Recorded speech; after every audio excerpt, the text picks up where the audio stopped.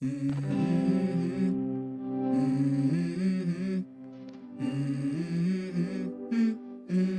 go. I wake up to a little bit of drool on my pillow, feel like it's gonna be a bad day. Yeah, I'm tired of shit, and the coffee ain't hit yet, damn, ain't that great. I don't wanna go to work, cause my boss is a jerk, and I'm not even that paid. I need a change in my life, cause I don't feel alive, and there's nothing that makes me happy.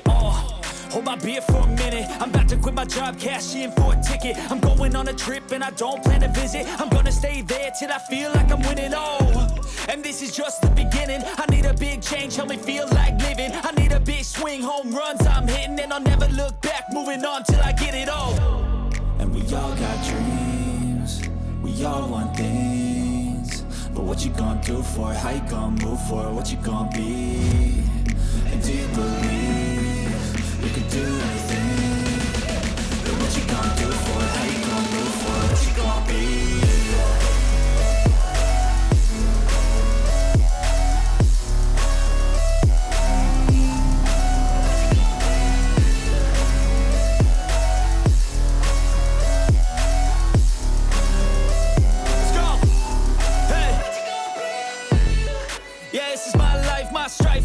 To fight, to die on, and this is my game to play, to claim a brand new name, and I ain't gonna lie to you, I'm a bit nervous that I might screw everything up that I've ever done, but what's the point of living if you ain't having fun? I guess I'll try this, try that, might miss, gotta find what I'm good at. I guess I look here, look there, over where am I scared, where am I at? I gotta make it in this life, whatever makes me happy, know I'm doing things right. In the summer on a goose and Sprite, or find a nightclub for the end of the night, And we all got dreams, we all want things, but what you gonna do for it? How you gonna move for it? What you gonna be? And do you believe you can do anything? What you gonna do for it? How you gonna move for it? What you gonna be?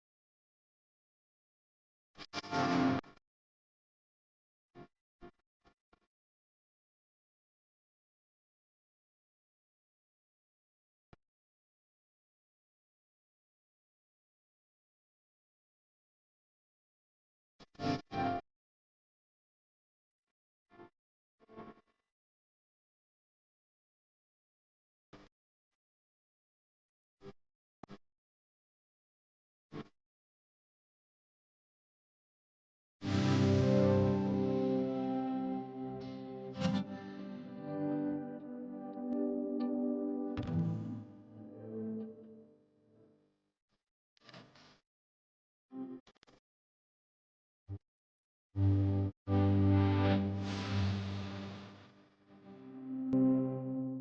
morning, ladies and gentlemen, boys and girls, and a very warm welcome to each of you to Mission Admission 2019, Bangalore's biggest higher education expo, an initiative of the Times of India. My name is Michelle Sharad, and I will be your host for the next 2 days.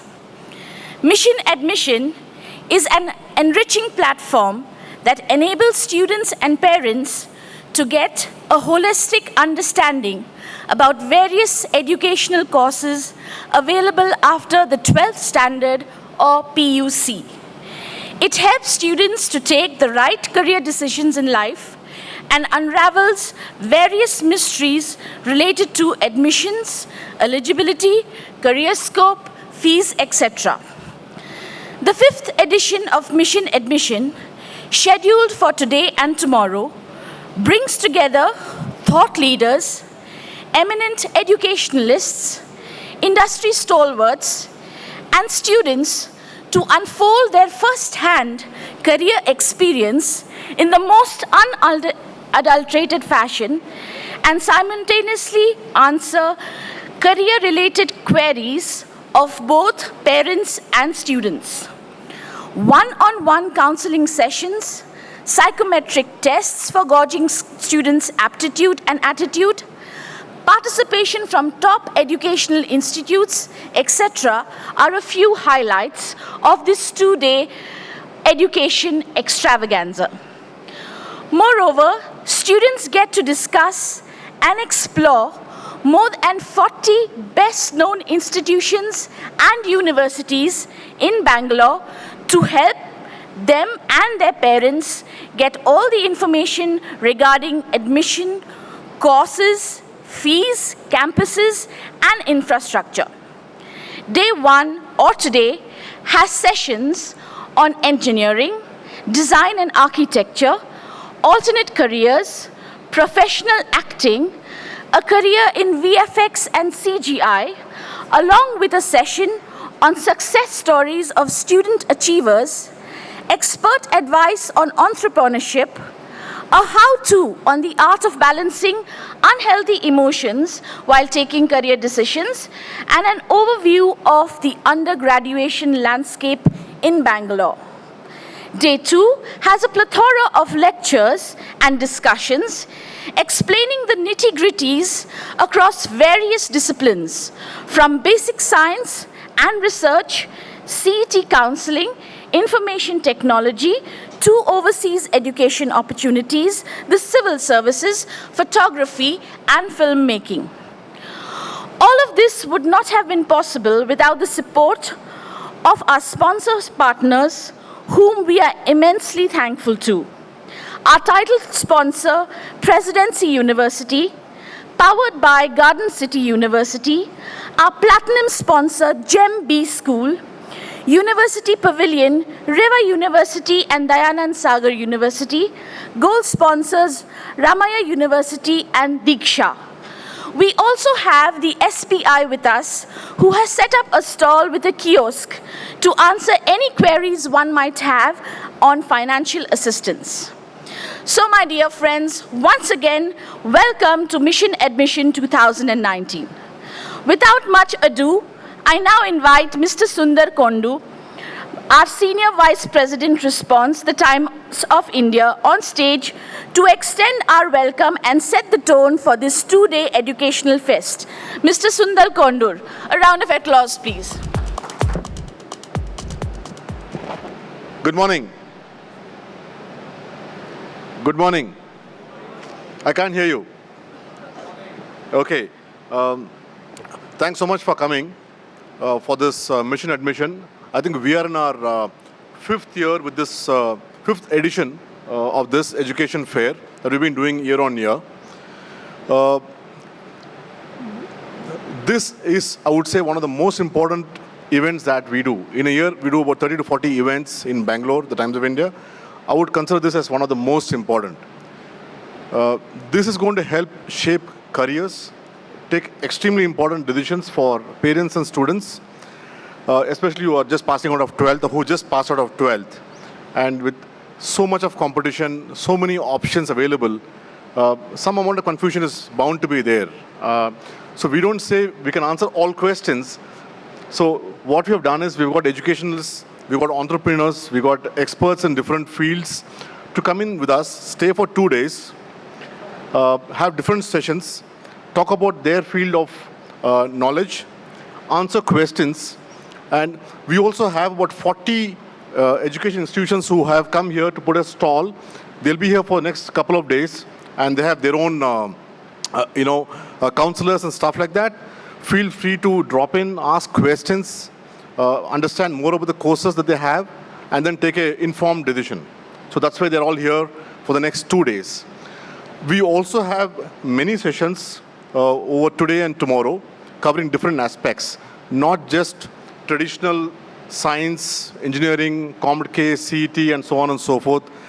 We also have experts here today. We're going to talk about, for example, VFX, the people behind making of Bahubali. They're going to be here. So you're going to benefit greatly from that as well. So we're going to have Professor C.N.R. Rao, Bharat Ratna, talking about science, Professor Sadagopan. So all big names, plus a lot of other important people are going to be here. So please stay back and gain as much as possible in the next couple of days. The chief guest for this evening and who will have the inaugural address is Mr. Pujara. He needs no introduction. He's with us, and he'll be with you in a minute. So he's kindly agreed to come here and speak to us. In fact, even last year, in May when we did this, we got Sunil Chhetri to come and talk. So having a sportsman, one of the best middle order batsmen that we have, is good. So we hope you benefit from his talk. While I must thank Dilip and his team, Vinny and team to have put this together. That's from the Times of India team. We must also thank our sponsors who have made this possible. So our title sponsor for this for the next couple of days is Presidency University, powered by Garden City. Platinum sponsor is GEMS B School. University Pavilion is Reva University and Dayanand Sagar. Gold sponsors Ramaya and Diksha. And even SBI has put in a stall. They're one of the sponsors, so that you can also seek financial help in case you need for you to do your course. Yeah? Thank you. Mr. Pujara.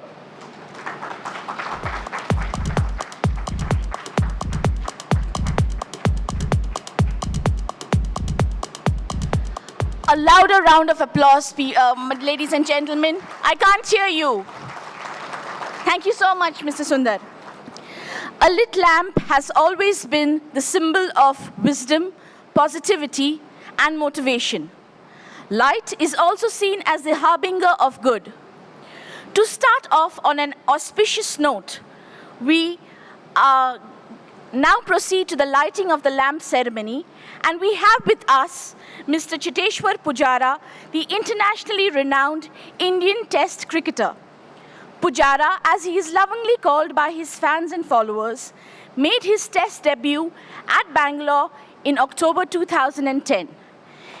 With his impeccable talent and right temperament, he has been amassing accolades after accolades ever since. Let us invite Mr. Cheteshwar Pujara to light the lamp and inaugurate the event. I would also request Mr. Sundar to welcome Mr. Pujara with a small token of appreciation.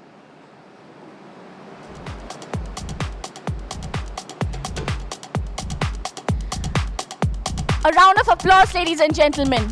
Loud, please.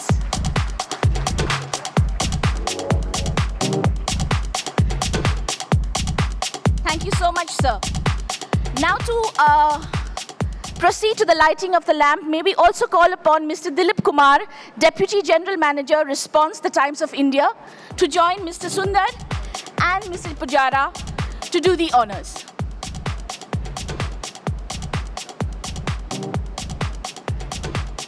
Can we now have the candle to light the lamp?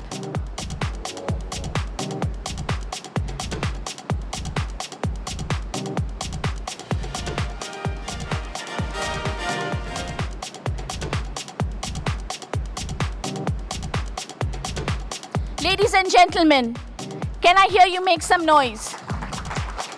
Louder, please.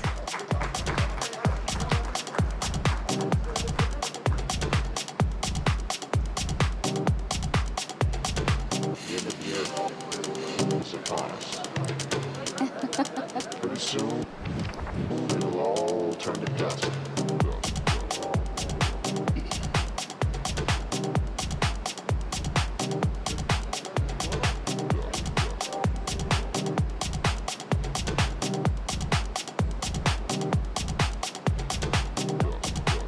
A big thank you to Mr. Pujara, Mr. Dilip, and Mr. Sundar. Please give them a big round. Okay. Mr. Cheteshwar Pujara is an international Indian cricketer who plays Test cricket for the Indian national team and represents Saurashtra in domestic cricket. A right-handed batsman, he made his Test debut in Bangalore in 2010 October. His first international Test century of 159 against New Zealand in Hyderabad took him to the limelight. He also went on to become the second fastest Indian to get 1,000 Test runs while scoring his double 100 against Australia in March 2013 at Hyderabad, where he put on a 370-run record second wicket partnership with Murali Vijay. He also went on to reach the number 2 spot in the rankings of a Test batsman after his double century against Australia in March 2017. He still holds the record of the most balls faced by an Indian in a Test innings at a whopping 525 balls. Now, ladies and gentlemen, I am deeply privileged to invite Mr. Pujara to the dais. He will enlighten us with his experience and views on how to balance caution and aggression in career, along with his insights as to why we should not take hasty decisions in our career. Please put your hands together and may I hear a very loud round of applause for him.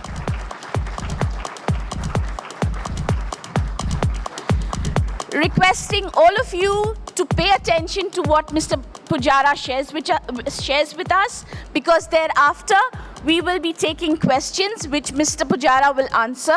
So, ladies and gentlemen, with all your attention, please may we welcome Mr. Pujara once again. Thank you, sir. Very good morning to all of you. Hello, Bangalore. First of all, I would like to thank Times of India for this wonderful initiative. It is good to be in Bangalore, and first of all, I would like to start with... So I first came to Bangalore when I was 15. I attended National Cricket Academy's under 16 camp in Bangalore when I was 15. And I still remember those days when I could walk out freely on MG Road and Brigade Road with my teammates. And during the day, obviously, I used to train at M. Chinnaswamy Stadium, and in the evenings, I used to roam around on the streets. So from under 16, I started coming to Bangalore, and then after that, I moved on to under 19 NCA, and I was a regular visitor for the National Cricket Academy. So at Chinnaswamy Stadium, everyone started recognizing me as a member of Karnataka State Cricket Association rather than a cricket player. But it was great days. I've learned a lot when I was in Bangalore, and I have a great connection with Bangalore. The reason is I've spent a lot of my childhood days in Bangalore. I've learned this game in Bangalore, but at the same time, in 2010, I made my debut for the Indian team when I got my first opportunity to represent our nation and to play with great cricketers like Rahul Dravid, Sachin Tendulkar, whom I grew up watching. And there were so many other great cricketers who were part of the Indian team. And I could spend some time, learn a lot of things about my game. And it was a great moment for me, because I'll always remember Bangalore for my entire life, because I've made my Test debut here. I think it is good to be amongst the young people here, the students who wants to progress in their life. And I wish I had such opportunity to be part of such events when I was young, because it gives you a lot of experience, lot of exposure, and also gives you a platform where you can know so many things about what to do in your career. And being a young student, obviously, sometimes you are in doubt what to do, what are your options. So it is always good to be part of such event and take some guidance, know what are the things which are required to be successful. And at the same time, I think nothing can beat the experience. So you can have a lot of experience, you can interact with a lot of people here. So it's good to be here. Today I'm going to talk about being cautious and being aggressive. I think it is in life, it is very important to have the right balance, because I've known from my cricketing experience, I think building a career is like building a test innings. When I walk into a cricket field, especially when I'm batting, I assess the pitch, we assess the condition, we assess what is going on. So it is important to assess your situation, what you want to do in future. It is very similar. I think whether it's sports or any other career you want to choose, but it is important to assess what you want to do and then work on it. It gives you the right platform. So for me, I think when I started playing cricket, I didn't know what to do. In the sense, my father was the one who guided me. When I was 8 years old, I started learning this game. My father is the one who started coaching me when I was 8. So since then, I've started playing cricket, and when I was 12 years old, I got my first opportunity to represent the Saurashtra team for the under 14 level. Then I moved on to the under 16 level for Saurashtra team, and then under 19, and then from that time onwards, I was first selected in the under 19 Indian team when I was 19.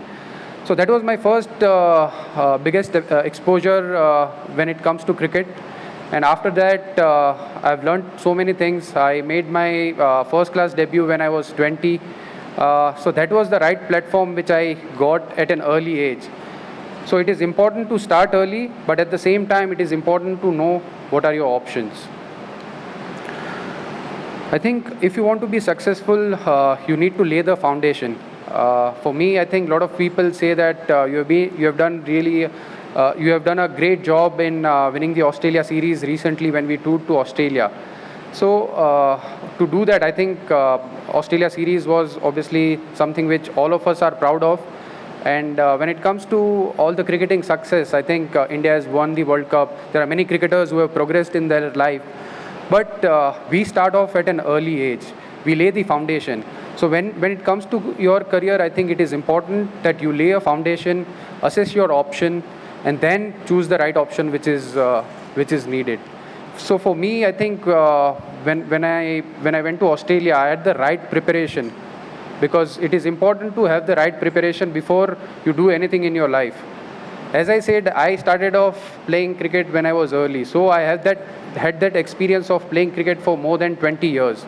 And my father, I would still like to thank him at this stage that he was there with me throughout my career.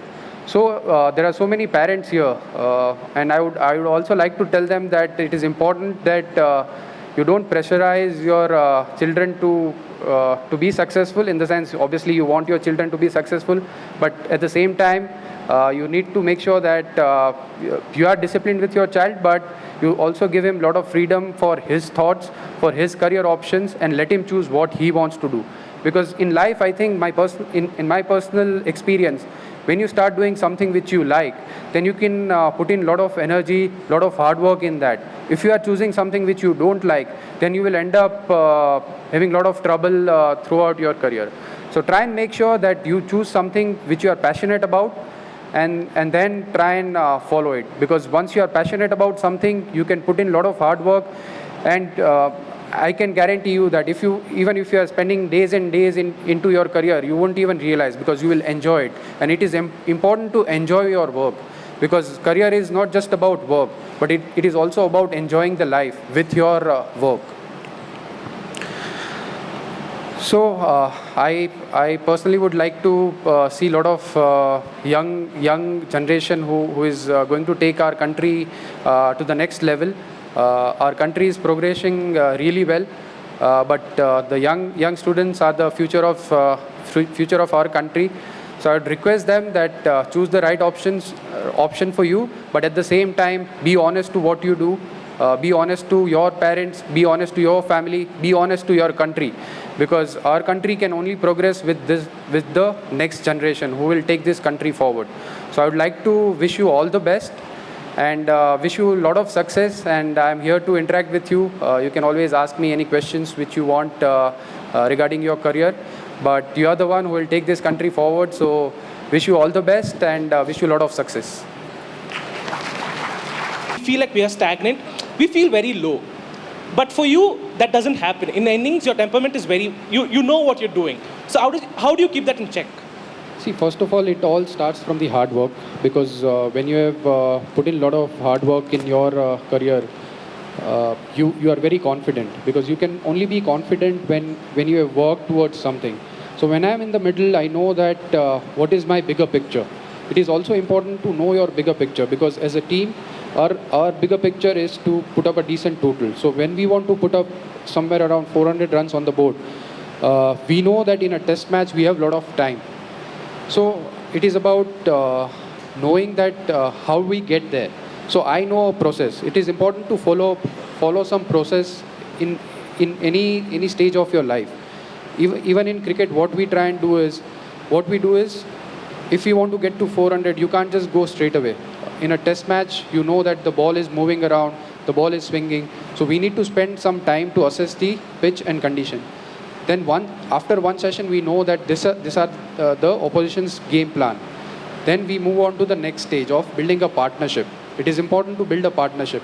So even if you play a lot of deliveries, it should not bother you, because you are confident that ultimately you will get to 400. So to do that, we start building partnership. After that partnership, the second session goes away. We have somewhere around 150 on board. Then third session, we know that bowlers are tired, and that is when we start capitalizing. So what we do is build a foundation, assess the situation, and then when the time comes, we start accelerating our innings. That is where you start striking. Because if you haven't, if the team's total is somewhere around 150 by tea time, and individually if I've just scored 40 or 50 runs, I know that in the last session I'll score somewhere around 70 or 80 runs. And ultimately, at end of day's play, will be somewhere around 320, 330 for 3 or 4 wickets. But that is something which puts us in a decent or commanding position for the next day. Because in a test match, you can always afford to bat for 4 or 5 sessions. If you can bat for 1.5 days, the opposition is automatically under pressure and they are almost out of the game. So if we can put up 400 on the board, that is the bigger picture we always try and keep in mind. But at the same time, to answer your question, I think it is important to be confident of what you are doing. You can't start seeing what others are doing, how successful they are, because if you are individually focusing on yourself, if you know that you are doing something which is right, then the confidence will come from within. And when you have that self-confidence, and when you have worked enough for hours and hours for your training or for whatever you have done, then you know that the success will come at some stage. You have to be patient. I think in life it is important to be patient for what you might get at some stage, because some people get success very quickly, some people get success at later stage in their life. So you have to be patient, because when I got my opportunity in 2010, before that I've played cricket for another 8 to 10 years and I scored tons of runs. So I was patient that my chance will come, and ultimately it came, but I was confident enough of what I was doing. Thank you, sir. Thank you. Next question, please. Yes. Sir, my name is Jagdish. Yeah. Hi. Thank you for making time to meet us. So the question is on choice. Like they said that there are 40 colleges here, there are n number of carriers. How do you make... A little loud, please. Can you hear me now? Yeah, I can hear you. So question is about choice. Yeah. How do you make a choice? For example, there are like 40 colleges here, variety of carriers. Parents could be confused, students could be confused because you have too much choice. So in your career, and you mentioned about your dad, and like if you take sports, sports has many careers, I mean, multiple careers apart from playing the sport. So how do you decide? See, one thing is... and your choice could be wrong. So how do you deal with that? See, sometimes it could be wrong, but there is nothing wrong in trying something, because unless you don't try something, unless you succeed or unless you fail, you wouldn't get to know what you want to do in your life. So first thing is, when you are making a choice, you should know that what your passion is, where you want to be at one stage of your life. Because I was sure when I was 12. Before that, I was confused whether I should play cricket or I should study and become a businessman. So when I was 12, when I got my first success at state level, I decided that I'll become a cricketer. So at some stage, you will have to take that call that this is what you want to do. Obviously, you have so many choices of education at this stage. So whatever you choose can't be wrong. The reason is, it's not just about the infrastructure or what you get in the college. It is also about what you do in your life. I think if you give enough time, if you are, as I said, if you are confident about what you want to do in your life, it is not about the infrastructure or the facilities which you get.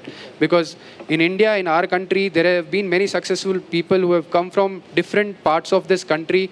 People have been successful from villages also. So you have so many options. Here, the best part about metro cities, you have so many options. Even when I used to play cricket in 2005-06, in Rajkot, I didn't have any option. But when I came to Bangalore, I know that there were so many options for me. There were so many people who could guide me. So it is important to take guidance, but at the same time, it is your call. And even if you fail, don't worry about it. I think failure is part of life. Failure, I think the way you handle your failure will make you successful. Because in my cricketing experience, we don't win in each and every game. I mean, if you look at the success ratio, it could be more than 50%, but it is never 100%. So it is okay to fail, but how you deal with your failure is also important. Because if you can handle your failure well, you can always get a lot of motivation out of your failure, and you always start working towards your success. Thank you. This will be the last question, please. I have taken the mic. The last question. Okay. Yeah. Hi, Cheteshwar. Hi. I'm Devanshu. My question to you is that you concentrated on your style of play and how best you play compared to most of the other cricketers who, due to the international and IPL scenario, they focused on hitting and their strike rate. So how do you keep focused on your style compared to what the international and this demand is? Yeah. See, one has to work towards their strength. And I always knew from my childhood that my strength is to play long innings. But at the same time, I also know that I'm capable of playing white ball cricket and IPL. Although I haven't had enough opportunities at this stage, but my priority, I've always mentioned this, that my priority will always remain Test cricket. So in life, it is important to know your strength, what you are capable of, and you should always work towards it. Because if you master something, then you know that you are champion of that particular field. But then, if you are experienced enough, you can always modify and start something else. But you should be sure of what you have achieved and what you can achieve. So one thing is, you should be certain about what you can do and what you are capable of. So once you are certain of what you can do or what you can achieve, then you will obviously give a lot of time to that aspect. And then there is always a scope for moving on to something else and trying some different things. And I am personally trying to be successful in T20 format or play white ball cricket. But I know that when it comes to Test cricket, I can't go wrong, because I've done a lot of hard work. I've put in all my life to that. And then now, when the time comes, when I have extra time, when I'm not doing anything, I can try out different things. But I'm sure of what I have done in the past, and I'm always capable of it. Thank you, sir. So one last question from that lady there. Could we make it quick, ma'am, because sir has a flight to catch.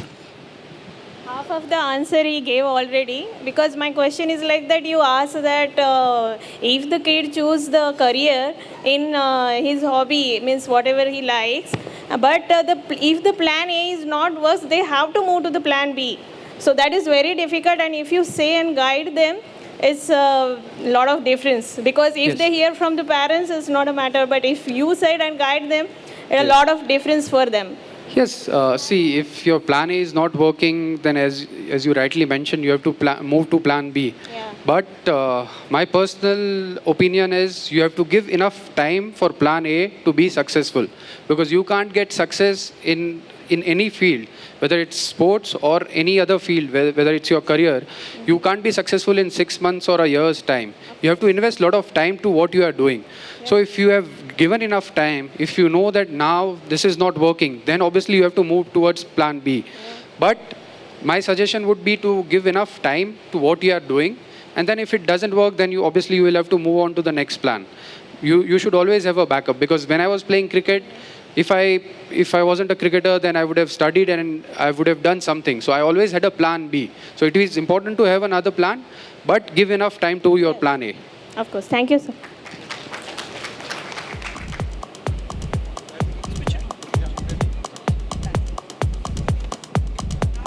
Ladies and gentlemen, a loud round of applause, please. Thank you. That was indeed inspiring and intriguing. As part of our promotional campaign, we had launched a meet and greet contest asking people to guess the celebrity, who was none other than Mr. Cheteshwar Pujara. May I now request the winners of this contest to kindly come backstage with your college identification cards and meet with Mr. Pujara. Moving on, ladies and gentlemen, we now come to the first session of our event today. Bangalore has donned many hats. It has been known to be the Garden City, the Start-up City, the Silicon Valley, but it has always been known as an educational hub. So we start the first topic of the day, titled Bangaluru's Undergrad Landscape. This topic will deliberate on the opportunities available for students planning to pursue their graduation courses here in Bangalore. To talk on this subject, we have with us Professor T.D. Kemparaju, Vice Chancellor of Bangalore North University, with more than 3 decades of teaching experience. He has also been the Registrar of Evaluations at Bangalore University. Ladies and gentlemen, please put your hands together for Professor T.D. Kemparaju. Please, a round of applause, please, for him. Thank you, sir. Ellarigu namaskara. Good morning to you all. Our respected Shetty sir, renowned educationist and also a great social thinker and the social philosopher also, and other my dear parents, and most importantly the highly focused audience of this today's program that is called this my young student friends. Times of India Group for bringing all the educational institutions under one roof to extend a wider opportunity to know the availability of educational facilities, particularly in the field of higher education system. Ladies and gentlemen, I am standing in front of you to share a couple of issues related to the education landscape or the higher education landscape in Bangalore very particularly.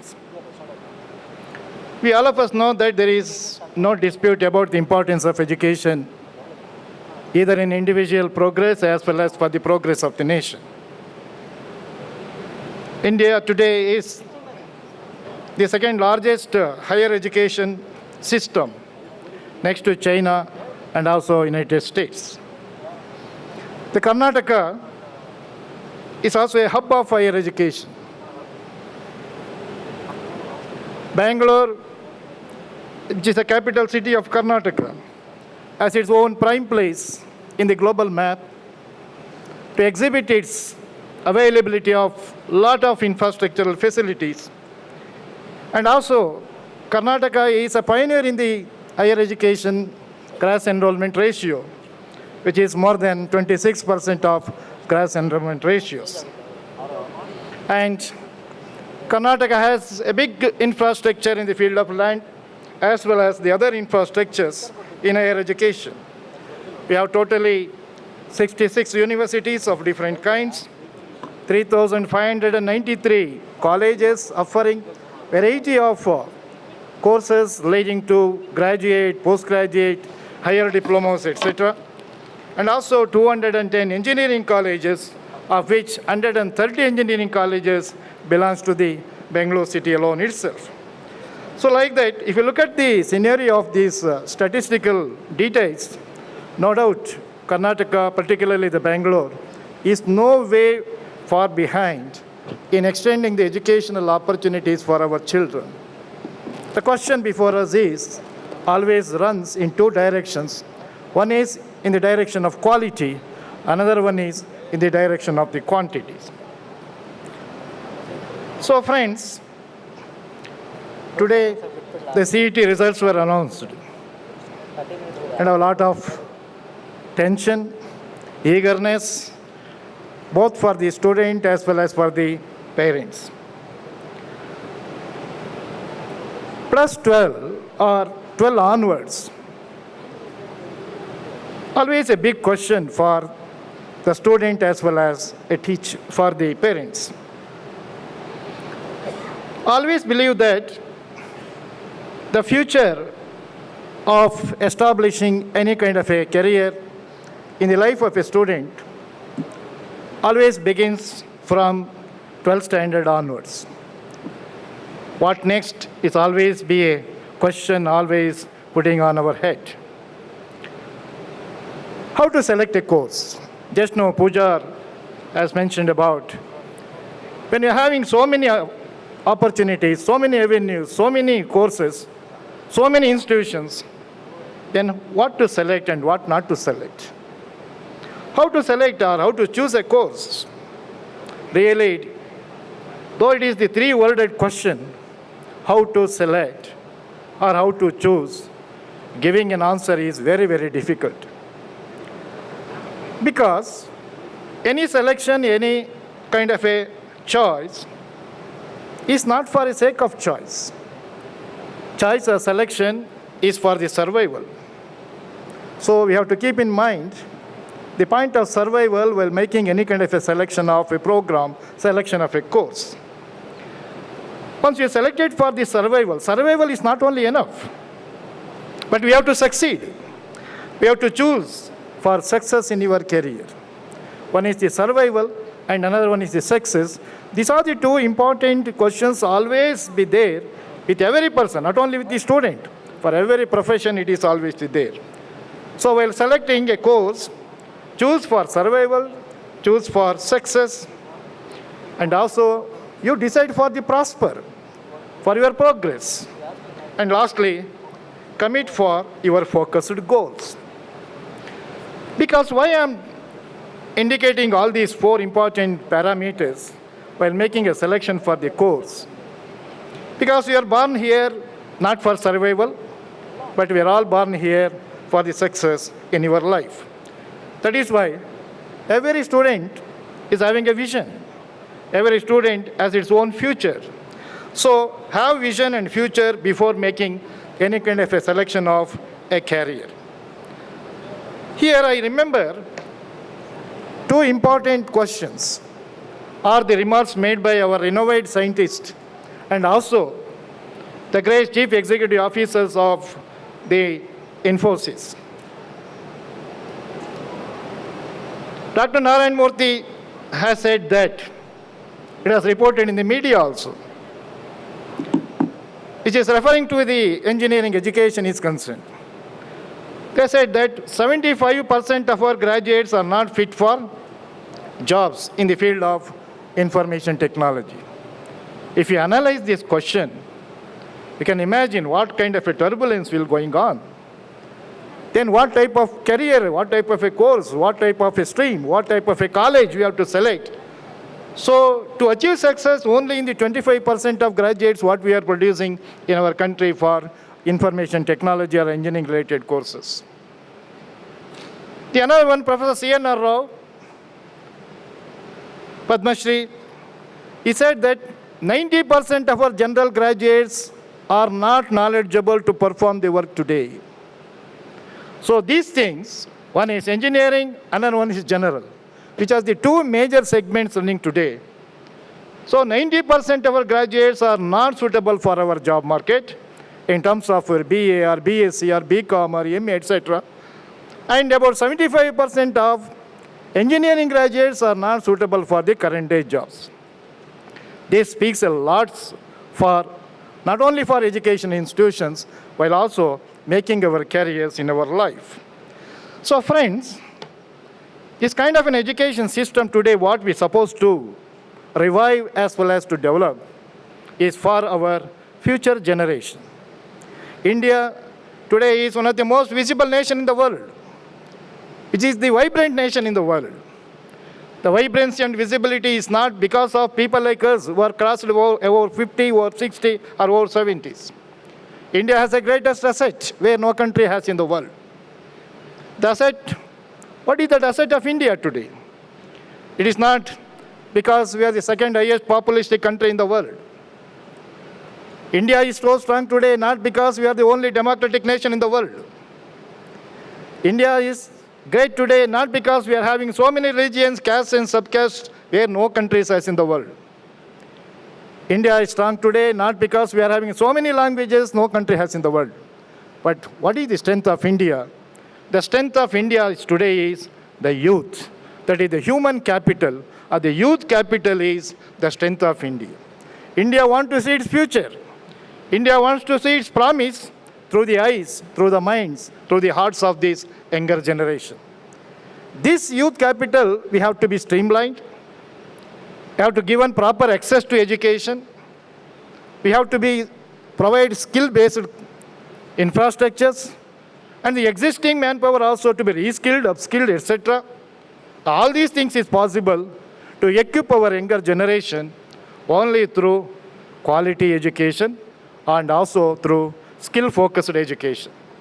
So far, most of our education system today is all academic focused. But the days of learning academic focused issues are gone.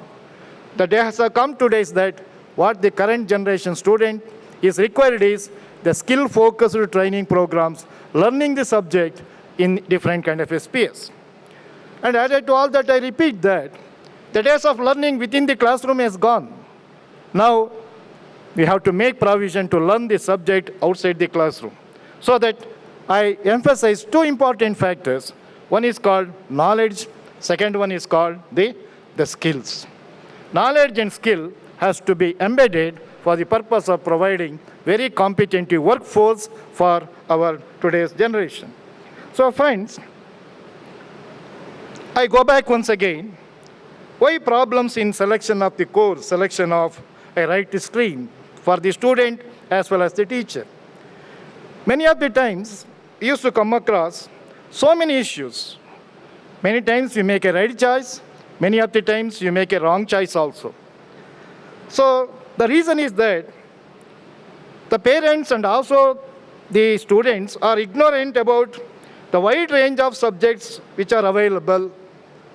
Everyone thinks that medicine, engineering, is it alone is life? Behind that is nothing is there.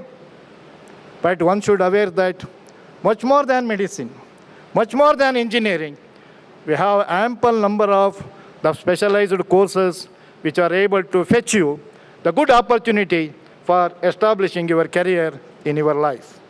So even in the field of social sciences, there are a wide range of subjects.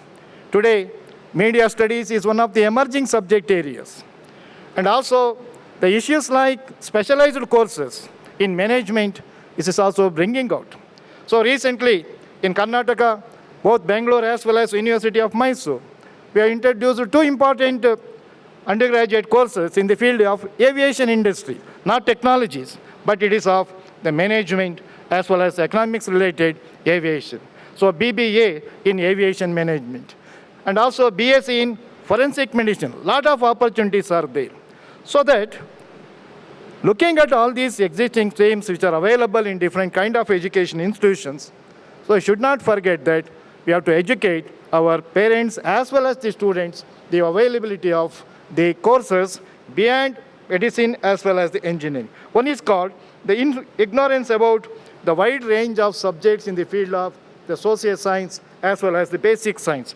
That's what C.N.R. Rao also emphasizing, that basic science is a very important, which is always having a lot of opportunities. Secondly, why our student used to face problems in making a selection. So the lack of proper guidance for them when you enter into the plus 10 onwards. So what to start onwards. And third problem is that the student wants to take a course because his classmate has taken the particular course. He wanted to intend to take the same course, whether he is interested or not, his attitude is there or not, his attitude towards that one is there or not. My classmate has taken a course, I also wanted to take that kind of a course. This is also another common kind of a problem where our students are facing, not making a decision on his own, on her own, depends on his interest, his potentiality in learning the course, etc. And the last and most important one is the parents also. Pressure from parents.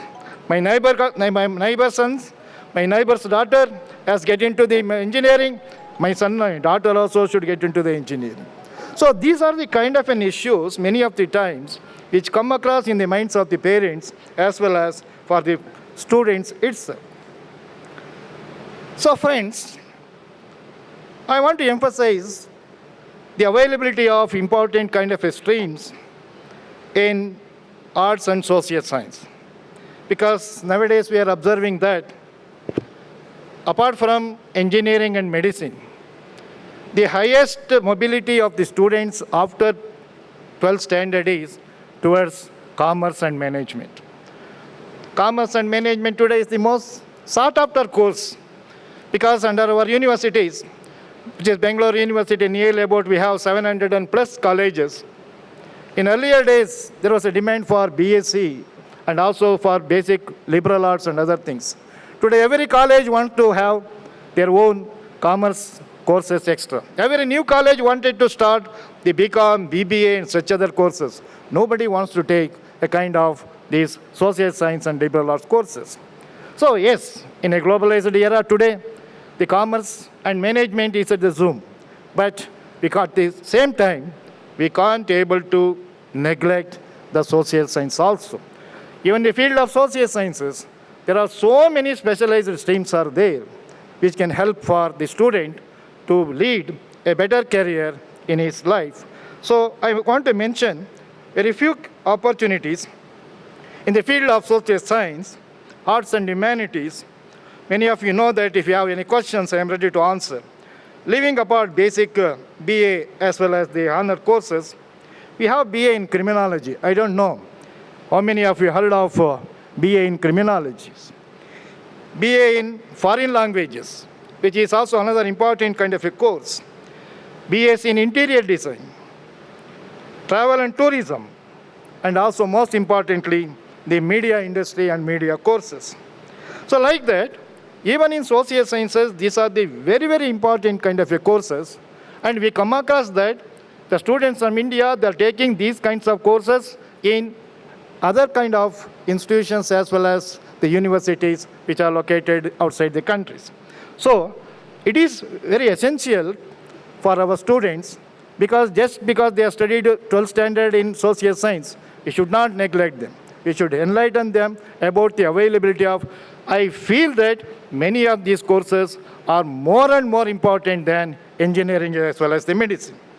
On the other side, they want to have a kind of an entrepreneurship attitude, etc. The important thing of courses is related to law courses. So law is gaining momentum day by day. Earlier, the law courses were related after graduation. But now, the law career can also take in plus 12th standard onwards. So even a student who has learned social science, arts, science, commerce, etc., irrespective of their 12th standard background, they can opt for the law kind of a courses. So these are some of the issues are coming that even in education institutions in India, they are bringing out more number of innovative type of these educational courses for the benefit of the students. Coming to this basic science, I want to mention 3 important kind of a courses, because all other kind of a general courses are available in all the colleges as well as the universities. So there are BSc courses living apart, general BSc as well as BSc honors. There are BSc courses in maritime science. This is one of the upcoming area that is called the novel sciences, and also oceanography, and also animation and multimedia, nautical management, that is called deck, and meteorological sciences. So these are the scantily known kind of courses among the parents as well as the students. So a very limited number of colleges are offering these kinds of these courses. So many of these education institutions are offering this kind of a course. They have taken under the spectrum of this higher education system, and the MHRD is also supporting these kind of a courses for giving an opportunity for them to offer these kind of a courses. And also the other kind of a courses in the media, what I mentioned, we have a BSc course in filmmaking in the media industries. We have a BSc course in photography, as well as the sound engineering, as well as the visual effects. So these are the other unique kind of a courses which has had in the field of media industries. Coming to these bioinformatics courses, basic science, BSc science in bioinformatics course is also one of the very, very valuable kind of a course nowadays, which is more of demand. Apart from interior design, cloud computing, big data, analytical data, these are some of the innovative courses which are available today. The last part of the courses, commerce and management, where there is a high demand in the general education system. As I said that BBM, BBA, as well as the BCom is not only restricted towards basics of BCom courses. Within that BCom, there is kind of a specialized kind of a courses. Logistics, chain management systems are there.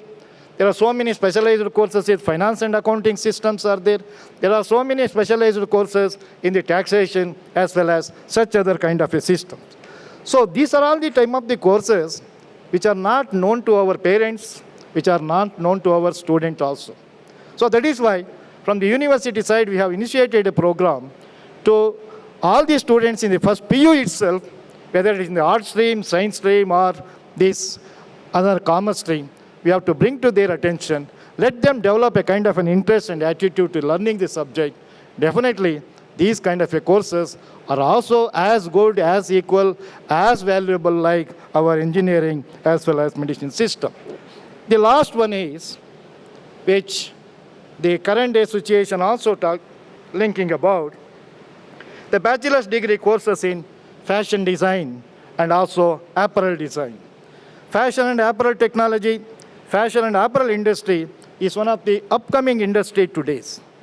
So there is a lot of opportunities are also there. So universities have taken a keen initiative to offer the bachelor's degree and master's degree courses apart from a diploma type of related courses. We have, apart from the NIFT, National Institute of Fashion Technologies, the Ramaya University, Presidency Universities, the University of Bangalore, we are offering various types of the fashion-related kind of courses in accessory design, fashion communication, fashion design, knitwear design, leather design, textile design, and also the apparel production, apart from game designing aspect. So friends, what to mention at this stage is that these are all the type of innovative courses which are in existence during the last 4 to 5 years only. And we have looked at that, the job potential for all these kinds of things. We have interacted with our colleges as well as the universities. In all these courses, the placements are 100%. And also, there is a more growth for, more opportunities for learning and going for higher education in the field of the postgraduate as well as the research courses. So these are what a basic education or general education, we should not keep it as a kind of an inferiority complex. I said that life is not only through engineering, our life is not only through medicine, but wide open stream of courses are there. But why we should encourage our students? Why our younger generation should be motivated? I think in the coming days, there is much more scope, much more opportunities in all these flourishing areas because varieties of new industries are coming out. Financial institutions, taxing mechanisms, accounting systems are coming out. So I think we have to expose our students before first 12th standard itself, even at the high school level, at the 11th standard itself, we have to expose our students these kind of courses. We have to remove the kind of an ignorance out of them. So with this, I'm very happy to receive any kind of questions because a counseling for a student at the 12th standard level is very, very important. We always used to say that in the life of a student, 2 years at the PU level, 3 years at the graduate level, total 5 years is a very important. If any student makes use of the 5 years effectively, the next 50 years of life will be more enjoyable. Any student miss the opportunity of making use of these 5 years, 2 years as plus 2, plus 12, and 3 years at the degree level, 5 years you're going to have a miserable life. And I wish nowadays our students are blessed with technology. Now you can reach any spot, you can reach any person to get a counseling, to get an advice, to get a guidance, etc. You can reach any institution. Within a span of time, you can able to know what is available, how it is available. I can also take the feedback, and definitely we have more opportunities for the purpose of knowing about the subject, understanding about the institution, teaching, quality, and other things. And lastly, I always used to say that we can't compromise on quality. Today's society is a quality consciousness society. Nobody accepts anything without quality. Education is also embedded with quality. We need quality education, quality curriculum, quality teaching, quality infrastructure, as well as the quality guidance. So with this, I thank the Times of India group for giving me an opportunity. I repeat once again that education is not only engineering. Education is not only medicine. Think beyond that. Come out of the box, establish your career, make a right choice, and develop your career. And wish you all the best. Thank you very, very much.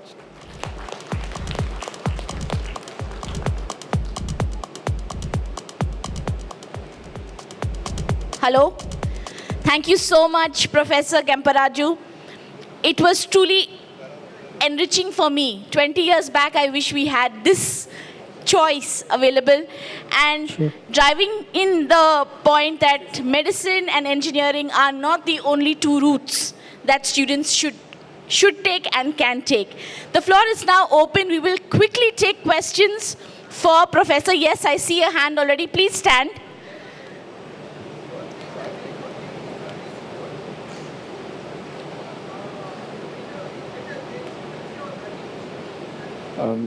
Sir, could you just throw some light on the BBA, LLB integrated courses?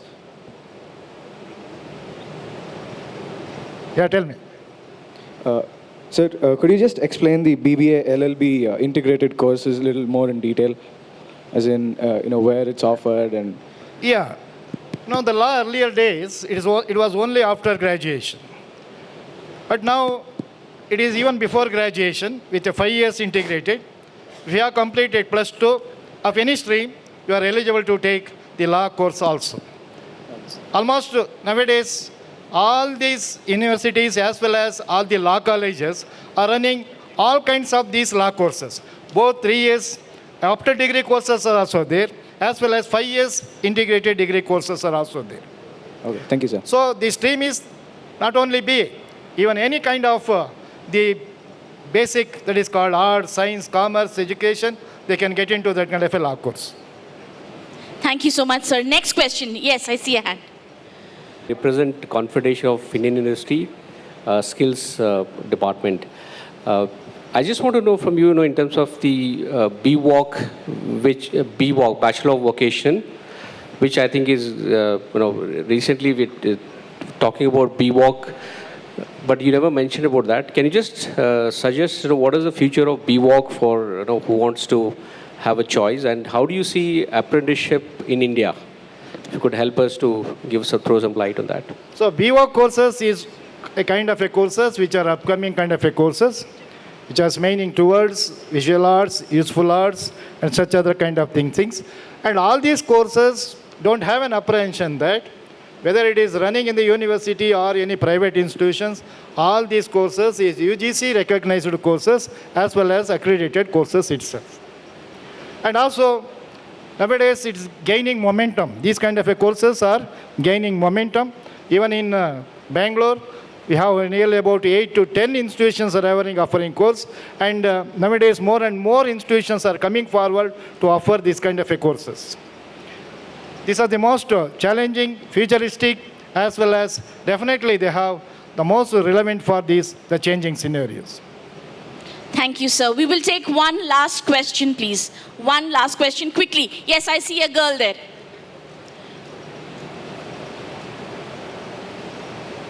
Hello, sir. Could you please throw some light upon data sciences and which college offer data sciences? Okay.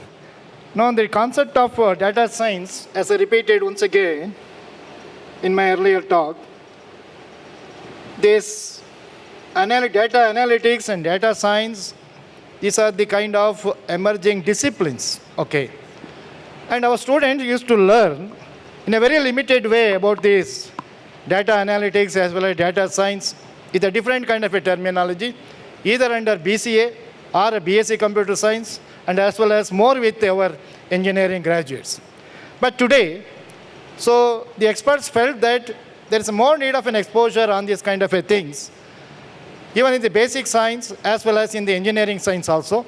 So that is why, keeping in view the requirements of the knowledge and skill for managing different kind of professional activities as well as the works, with the application of these data technological analysis mechanisms, the data science as well as data analytics courses have been started. So I understand that the first engineering-focused data science courses was started in the BE engineering courses. Now, we have given an opportunity for our BSc student also can have an opportunity to learn, because they already have mathematics as a background subject, and some of them have also studied the computer science also. So this is the new kind of courses in Bangalore University jurisdiction. Now we are introduced with about 10 colleges. Thank you so much, sir. May we hear it for Professor Kemparaju, please? A big roaring round of applause. Thank you very much. He has informed us of so many careers which we possibly were not aware of. Thank you so much, sir. Thank you, Anandal. Inform all the participants that tomorrow we have a session on big data, job-ready courses in tech, AI, big data, and ML in this first half tomorrow. So please do come in and listen to what our panelists have to say. A very big thank you once again to Professor Kemparaju.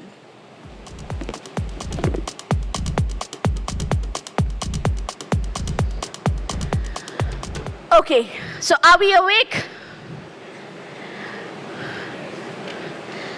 So for today and tomorrow, we have a couple of vouchers which we will give away to participants who would answer very funny questions I would ask them.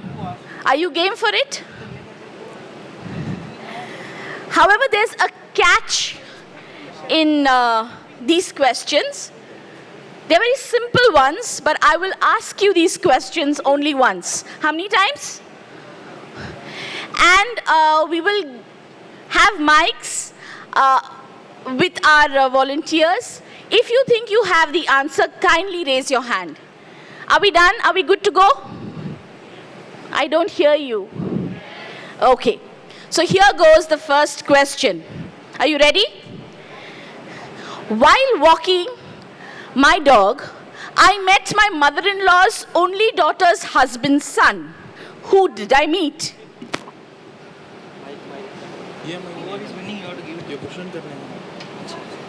Yes, we have somebody there. Her son. Please, a big round for him. What's your name once again? Shashank. Sorry? Shashank. Shashank. Volunteers, could you please keep note of Shashank? We need to award him with a voucher. Moving on. Every day we wake up and we realize that technology has taken leaps and bounds, has grown, and probably somewhere we are outdated. Is the feeling familiar? Our next session is all about technology, and we will have a discussion on engineering education in India, trends and developments. This session will throw light on what are the new courses that have been including in engineering curriculum and what are the career opportunities available thereafter once you complete these courses. May I now invite on stage our esteemed panelists, Dr. M.K.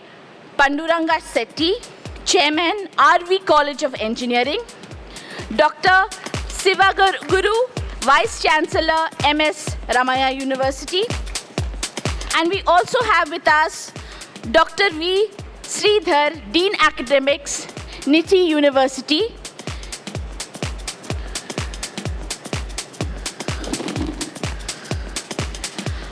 A brief introduction about our esteemed guest.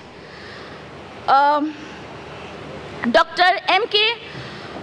Panduranga Sethi is a well-known educationalist and industrialist of Karnataka and the past director of Rotary International. His services in the field of industry and education were recognized by the government of Karnataka, and he was awarded the Rajyotsava Award. He is also the president of Raktriya Sikshana Samiti Trust, which runs 26 educational institutions in Karnataka since 1973. As an educationalist, he has served on the board of Indian Institute of Management, Bangalore. Can we hear it for Professor, please? He has been consistently funded by the Department of Defense for the past 3 decades for his research. He is a pioneering scholar in developing the control theory on stochastic methods for fluid dynamics and magnetohydrodynamics. Please put your hands together to welcome him. We would also like to welcome Dr. V. Sridhar, Dean Academics, Niti University. Hello. Good morning, one and all. I'm very happy to be here as a moderator and also one of the panelists for this session. And today we are here to discuss about the trends in engineering education in India. In this regard, with me, the great educationalist, Dr. M.K. Panduranga Sethi, Chairman of RVCE, and along with me, Dr. Shivaguru S. Sridharan, Vice Chancellor of MS Ramaya University. Today's the discussion in this panel is regarding competitive exam counseling with respect to our Karnataka State professional degree entrance examination, that is CET, Comet K, as well as NEET, and engineering architecture design as career option, and mathematics and basic science as career option, alternate careers such as photography, hotel management, journalism, overseas education, psychometric test one-on-one counseling, exposure to premier educational institution to understand their fee structure, eligibility, admission procedure. Now, all the parents who are here are very eager to know about the admission process for engineering, particularly engineering courses. And as you know, in Karnataka, more than 1,05,000 seats are available in various engineering college for the engineering admission. Out of that, only around 60% to 65% are being filled every year. And some of the colleges, particularly most of the autonomous colleges, have got the full admission, and some colleges, particularly, even though they are old institution, they could not able to admit these students.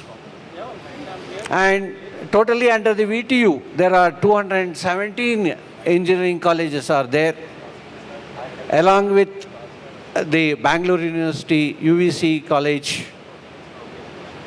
Now, today we are going to discuss some of the issue regarding various admission process and also opportunities in engineering education. The senior most person who are in the academics, particularly in the managing the institution, with us, Sri M.K.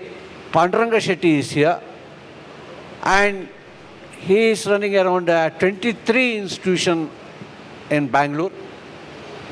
And you know, RVC is one of the major institutions which attracts all core engineers and also highly rated the pre-university students for the institution.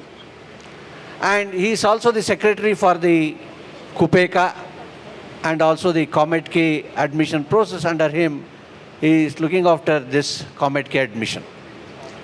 I request Dr.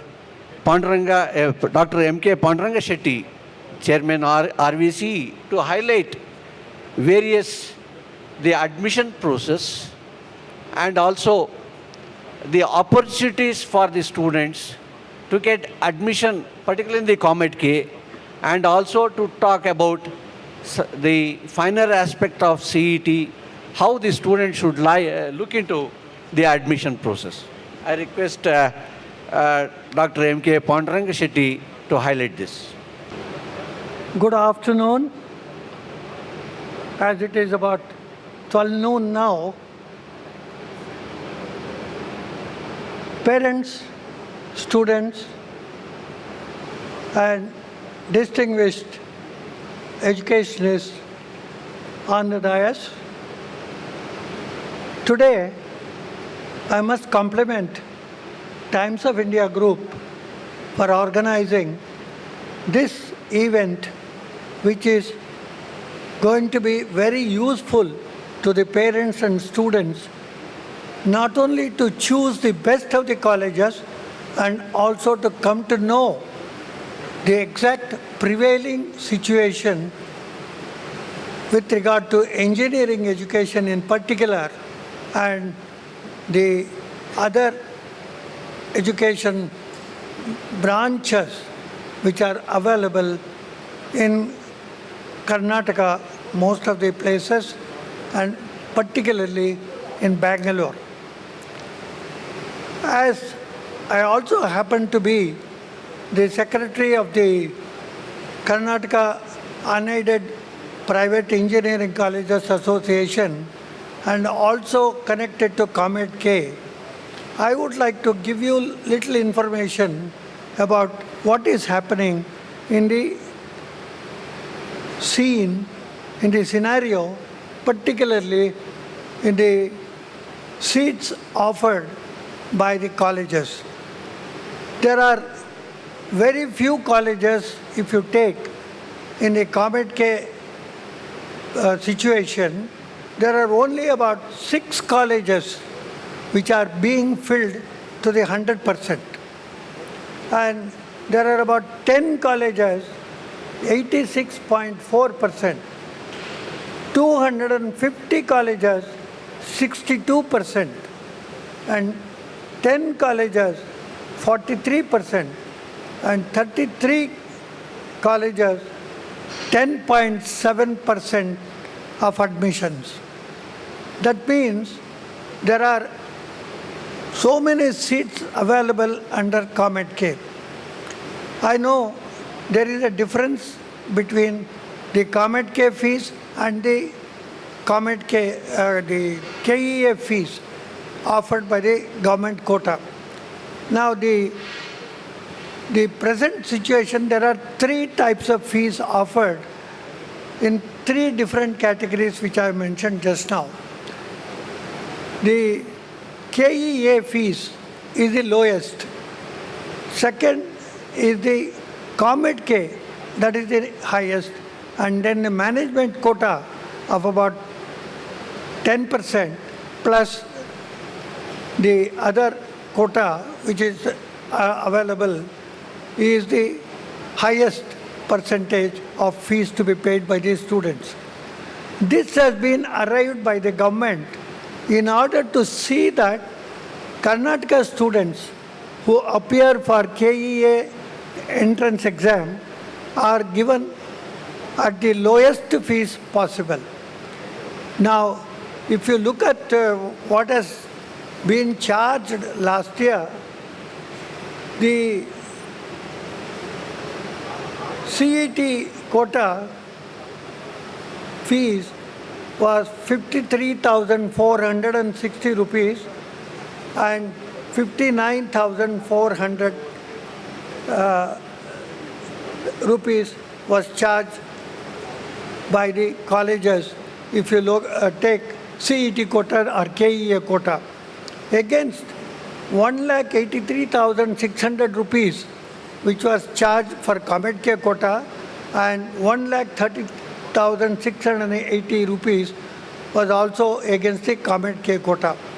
This difference prevails as of today, and last year there was no increase in fees because of certain complications as soon as the coalition government came into power. This year, the association bargained for a higher fees. 10% of fees has been increased overall. That is the present situation regarding the fee chargeable by the colleges against CET quota and KEA quota. Now, there are other concessions available to SC, ST and seats available under the various categories offered by the government under a consensual agreement with the Association of Private Engineering Colleges. That is how the seat matrix is worked out, and colleges are given the choice of charging the fees as per whatever statement I made. Now, my friends, unfortunately, the costs of providing education is going up every year. The salaries, the UGC scales of pay going up every year. The Karnataka government announcing the salaries by 20 to 25%, UGC announcing by 25% just before the elections, has gone up the cost of providing education by all the educational institutions, particularly by the private engineering colleges, which do not get one single paisa from the government. Now, the private engineering colleges are made to sacrifice at the cost of their financial liabilities, which are increasingly coming up every year. Now, if you look at the present day situation, there are nearly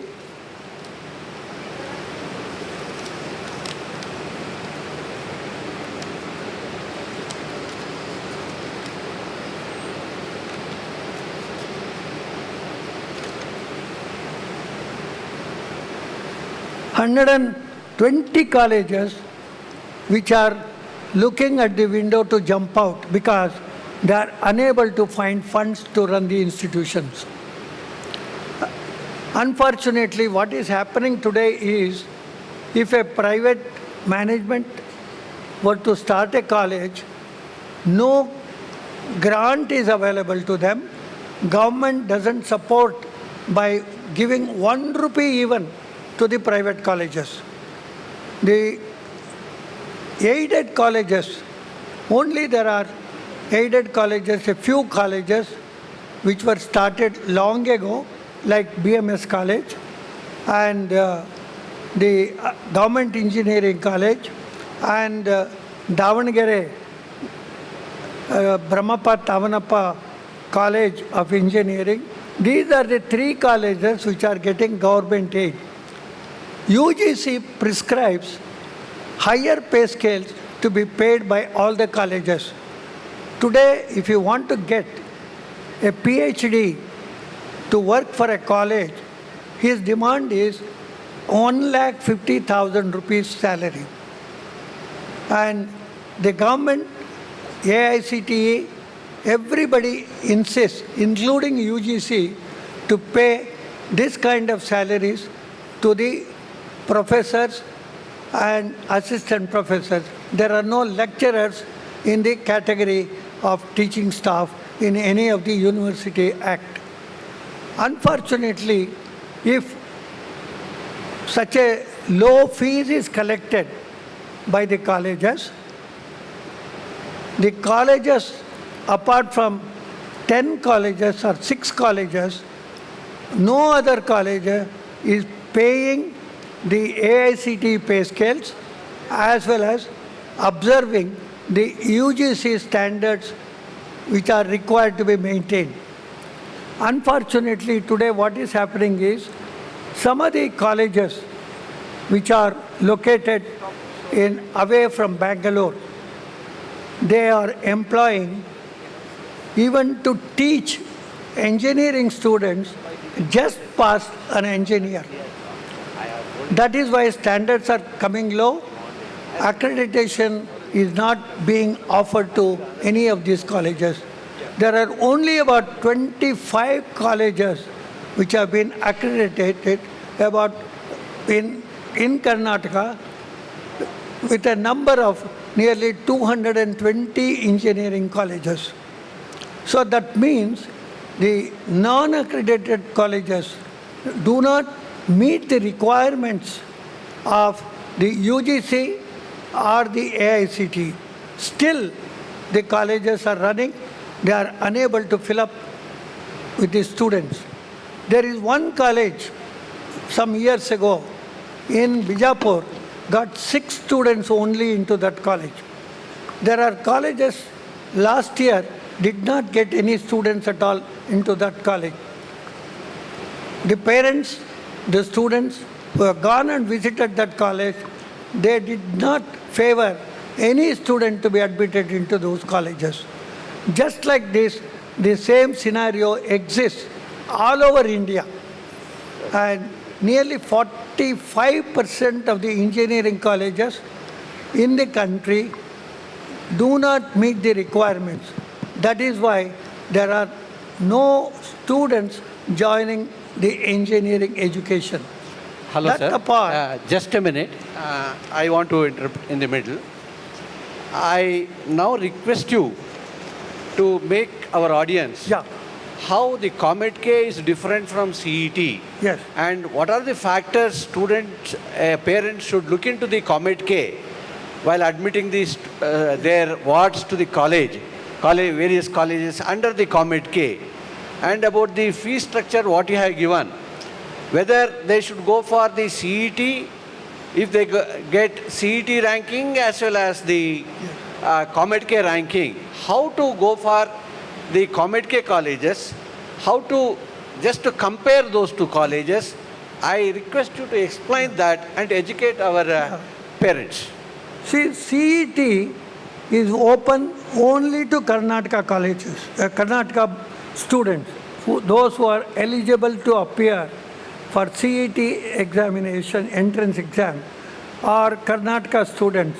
And apart from that, there are a few exceptions in the rules provided by the government. Comet K exam is taken by all India students from any place, from any part of the country can appear for Comet K examination. Even in Comet K, there were about 75,000 students opted to appear for the test, and there were only 11,000 students appeared for the test.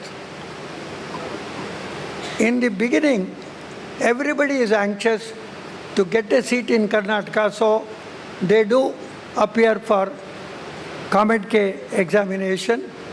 Some of them, they do take up Comet K exam, and some of them, they change their mind because if they want to go for medical or dental, because they want to change the stream, they do not want to take Comet K engineering. I am talking about Comet K engineering only. I am not talking about Comet K medical or dental. Apart from this, since Comet K NEET has come into force, NEET conducts examination for MBBS and dental. They do not conduct NEET examination for engineering because there are nearly 40 lakhs of students appearing for engineering all over India. NEET authorities are not equipped to conduct exam for engineering as of today. Probably they might get equipped later on. Even Comet K does not conduct its own examination. The Comet K examination is conducted by one agency, TCS, Tata Consultancy Services, because they have facilities all over India. Centers all over India are available and they have facilities. So students who want to appear for Comet K can go to those centers and write online Comet K examination, and results come. Counselling is done at Bangalore only because the number of students who want to come and appear for counselling are limited, even though there are about 30,000, 40,000 students opt to appear for exam. Only about 6 or 7 or 8,000 students opt to come to Bangalore for counselling.